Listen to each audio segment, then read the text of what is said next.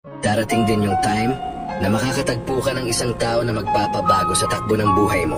Isang tao na magpapaligaya at magmamahal sa'yo. At isang tao na ituturing mong mundo. Naniniwala ka ba sa tadhana?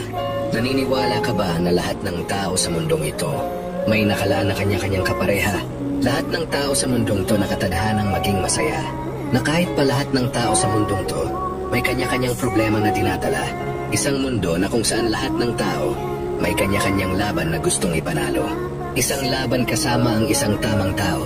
Isang tao na gagabay at magtuturo sa tamang direksyon na pupuntahan mo sa tamang panahon, sa tamang sitwasyon, sa tamang pagkakataon, sa tamang sandali, at sa tamang oras. Darating din ang tamang tao na makakasama mong humarap sa bawat bukas at isang tao na kukumpleto sa buhay mo. Hindi nga lang natin alam kung kailan nga ba darating, kung saan mo matatagpuan, or paano kanya mamahalin. Basta ngayon kung nag-iisa ka, i-enjoy mo yung buhay at mas kilalanin mo pa yung sarili mo sa ano pa yung kaya mong gawin. Kung hanggang saan pa yung kaya mong marating.